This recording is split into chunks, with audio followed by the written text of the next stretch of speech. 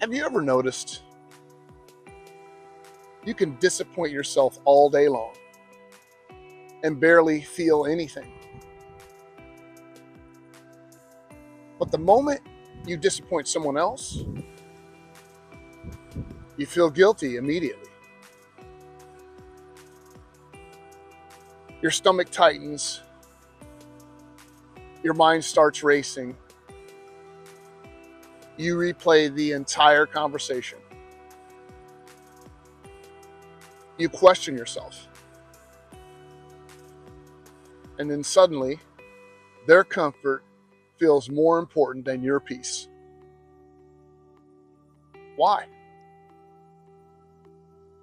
Because for a lot of people, people pleasing isn't kindness, it's survival. And this is where people lose themselves. Most people think people pleasing is about being nice. It's not. It's about safety. Somewhere along the way,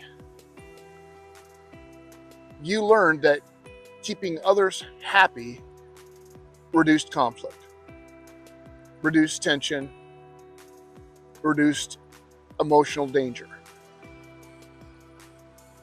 So your nervous system, it made a deal. If everyone else is okay, maybe I'll be okay.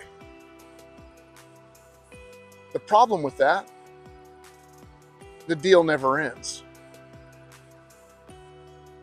Imagine a woman exhausted after a long week. She finally has one free evening. One. She plans to rest, read, breathe, and recover. And then her phone rings. Someone needs a favor. And before she even thinks about it, she says yes.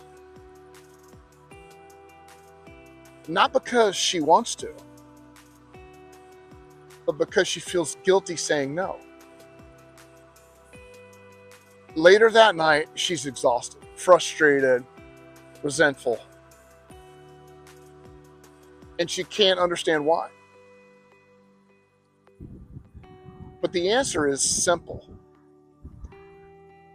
She abandoned herself again. Here's the uncomfortable truth.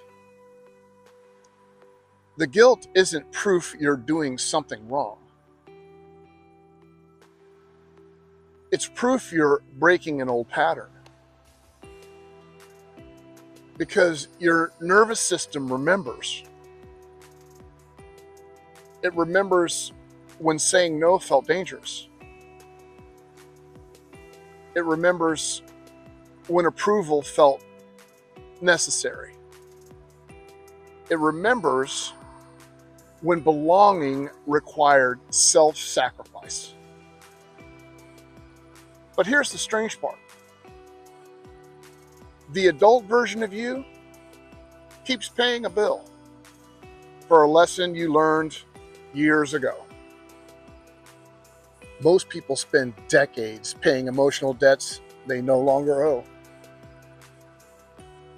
And this is where everything changes. Because the goal isn't to stop caring about people. The goal is to stop abandoning yourself. So here's the path. Every time you choose your peace over automatic guilt, you're teaching your nervous system something new. You're teaching it that boundaries are not rejection.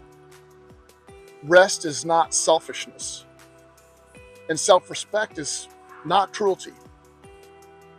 That's when healing becomes real. Not when life changes, when you do. So let me ask you, How much of your exhaustion comes from life? And how much comes from carrying responsibilities that were never yours? Because there is a difference. Most people don't burn out because they care too much.